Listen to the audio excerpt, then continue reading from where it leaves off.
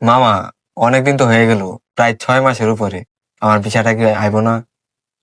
তুমি এত অস্থির হইছো কে? আমার কাছে কাজ দিছো, কাজ তো হইবই। আর বিদেশ কি এত সহজ নাকি?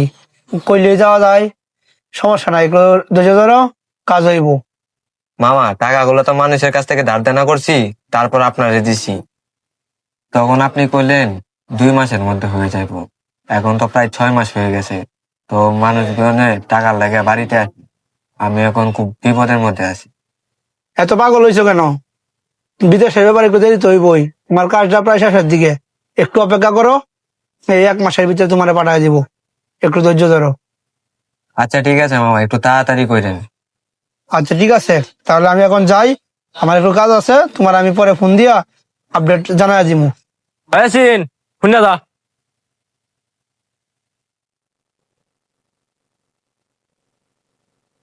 কিরে, মানুষের কাছ থেকে এতগুলা টাকা এনে দিলাম, তুই বিদেশ যাবি কইছস, তাহলে বিদেশের কি খবর? ভাই তোরা শুরুতে বড় করছি, মা বাপ ছাড়া কোনো কিছুর কমতি দেই নাই। তুই যা চাইছস তাই দিছি, কোনো কিছুর কমতি রাখছি না, এখন আর পাত্তাছি না।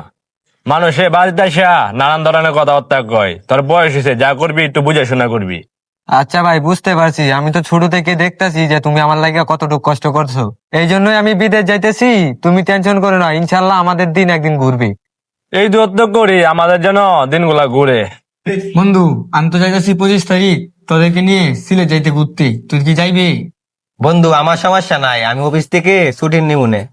তাহলে সমস্যা নাই, যাওয়া যায়। তুই আসিন রে জিজ্ঞাসা করিস ও যাইবো নাকি। কিরে, তোরা কি নিয়ে এত আলোচনা করতেছিস? তা আমরা তো 25 তারিখে সিলেট যাওয়ার চিন্তা করতেছি, তুই কি যাইবি আমাদের সাথে? তোরা বলতেছ সিলেট যাইবে, কিন্তু আমার তো ওই দিনকে দালালে বলছে এই মাসে নাকি আমার টিকিট দিয়ে দিব। তো আমি তো মনে হয় না যাইতে পারবো তোর সাথে। আরে তোর এই গল্প শুনতাছি মেলা দিন ধরে, তুই না বিদা যাই না। আরে না বন্ধু, দালাল আমাকে জোর দিয়ে বলছে এই মাসের মধ্যেই হয়ে যাবে। তারপরে দেখি, যদি পারি তাহলে যাবো তোদের সাথে।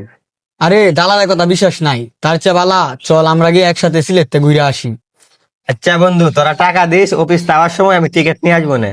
আচ্ছা ঠিক আছে, তুই টিকিটটা বিবেক না, তোমারে কইছিলাম না এই মাসের মধ্যেই তোমার টিকিট পাসপোর্ট দিয়া দিমু। এই লো তোমার টিকিট পাসপোর্ট।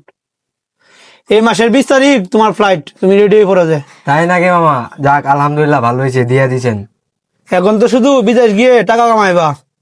তোমার কাছে যে 50,000 টাকা বাকি ছিল, বলছিলা টিকিট হাতে পেয়ে টাকাটা দিয়ে দিবা, এখন টাকাটা দেও। মামা, এখন তো টাকাটা নাই। আচ্ছা ঠিক আছে, আমি বাইকে গিয়া বাড়িতে যাই বলতেছি, টাকাটা ম্যানেজ করে দিত আপনারে। কি কও মিয়া, টাকা নাই? এতদিন তো শুধু খালি প্যারা দিছ আর